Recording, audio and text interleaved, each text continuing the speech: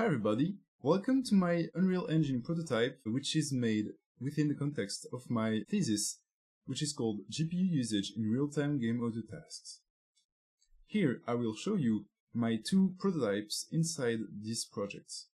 The first one, inside the level main level, uses the third-person audio emitter algorithm made inside the Game Audio Programming book series. So if you play, you can see a bunch of cubes, which are emitters, and a bunch of spheres, which are the location using this algorithm. Here, it's using the GPU, so as you can see, there's a small delay. But you can also use, inside the BP TPA GPU setup actor, the CPU, checking this boolean. And here, it will use the CPU. Moving on into the sound tracing level, so level gym. Inside this level, you have a BPST setup that spawns a bunch of random emitter types inside the ray tracing program. So if you play the game, you can see a bunch of rays being traced towards the player and also with a hedgehog pattern. Of course, note that debugging the rays takes a lot of performance, so you can go into the actors and remove the debug here. And so as you can see, it's very less laggy. So this actor spawns a lot of sound tracing emitters and also setups the subsystem that runs the GPU programs. If you want to only have one single pattern, you can select here the pattern you want and remove here the random emitter type. Going through the different parameters, you have here the number of rays per emitter. So if I increase this number to, let's say, 1024, I've got way more rays per single emitter. I can also remove that and lower to 64. And as you can see here, there are very less rays on the screen. Here, for the shower radius, which needs the shower pattern, you can modify the size of the sphere that starts the shower pattern. So here you can see the disks that represent the starting point of the rays. You can increase that number. So I will just lower a bit this so we can see better and increase the shower radius here. I can also decrease that, of course. And here it's smaller showers. You can also lower the default ray length. So let's go back to our hedgehog pattern. If you look at this, you can see that the rays are not infinitely going inside the world. They are stopped at one moment. You can change that by increasing or decreasing that number. So let's put a 0 more, up, and play. And here you can see the rays are going even further. You can also decrease that number. And here the rays are very short. This also works for the shower pattern. So here, as you can see, the rays are towards the player, but they can be stopped before or after. So if I re-put the original length, here it's some rays are not hitting there and some rays are hitting. Also, we have the frame skips, which makes the program refreshing less often. So if I put only one frame skip, it fills almost instantly. While if I put a bigger number, it takes less resources, but of course updates less often. Here inside the defaults, you can also randomly spawn more emitters. So let's put 100.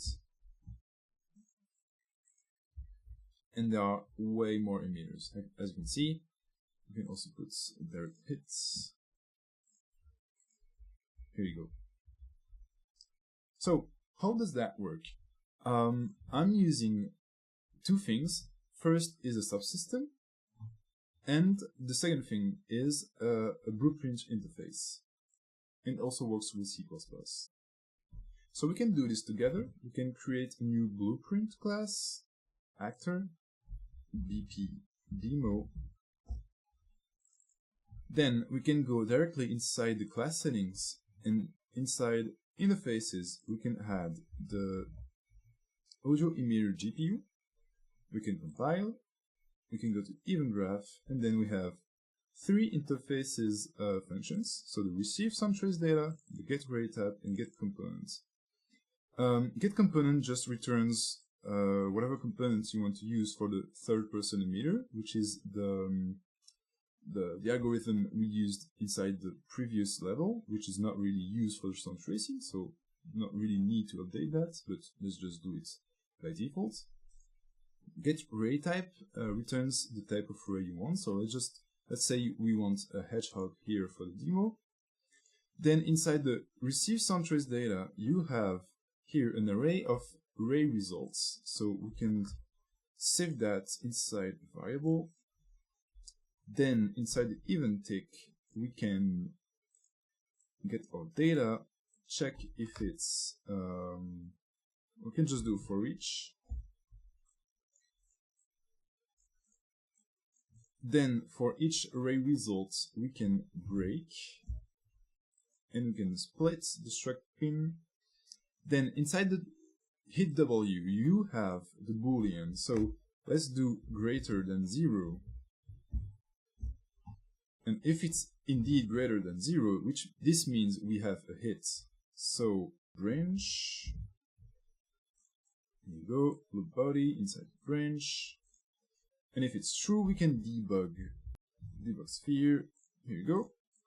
So here for the center, I can just make a vector and take the X, Y, and Z coordinates. I'll just lower the radius, and here we go. We just need one last thing, which is interacting with the subsystem.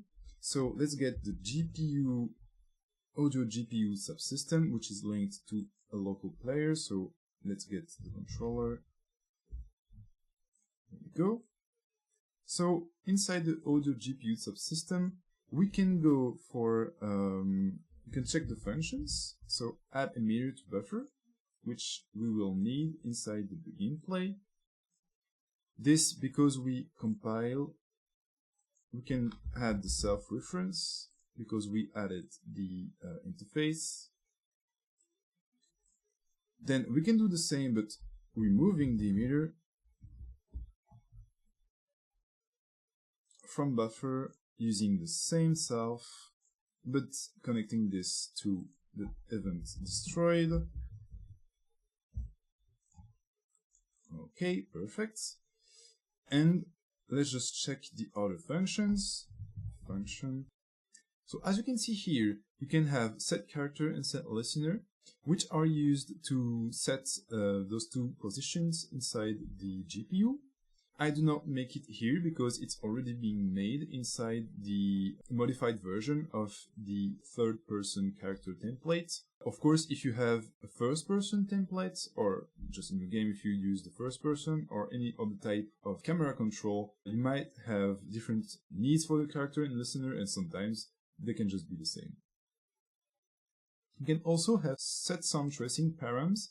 Here it is already made inside the BPST setup.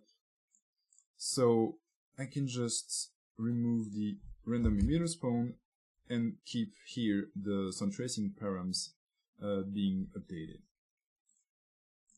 So I can remove that. And finally, you can also start and stop the sound tracing if you somehow have a fallback to another method one time in your game. Here in my demo, it's just always being used. So here the BPST setup just makes it for you. So we can compile, place our demo somewhere where there's a bit of movement. Here we go. We can remove a bit the frame skips, so let's put 2. display. And here you go. You have spheres where the ray tracing hits. So small disclaimer about my project. It is made to give access to the rays from the GPU and not really do something interesting with it. So the project here is more as a code template to make your own ray tracing program than a really useful on-the-fly shipping program. Of course, it's not really optimized because there's a lot of generic approaches which could be avoided to let's say, not send arrays to blueprints and already send pre-treated data, but it's just here to demonstrate how things work. The prototype uses native Unreal Engine ray tracing. So if you modify inside the project settings the shadows, if you remove that inside the project, the ray tracing program just won't work. No rays at all with spawn.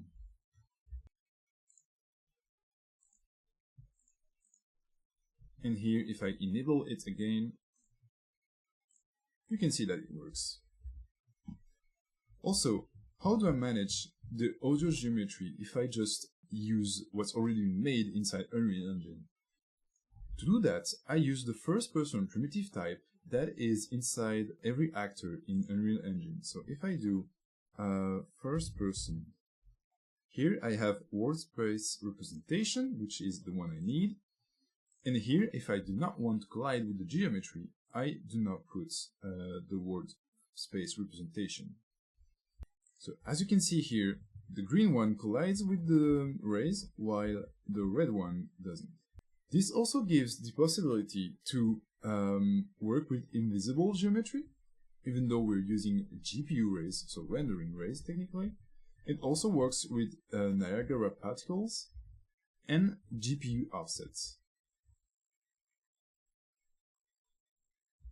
So as you can see here, the sphere is not moving because the collision is the same. Let's wait for it to go up. So here, the collision is the same. It's a CPU collision, but the rendering of the sphere moves. So that's it for my Unreal Engine prototype. Please share your feedback and I'll be happy to talk about it with you. Have a nice day.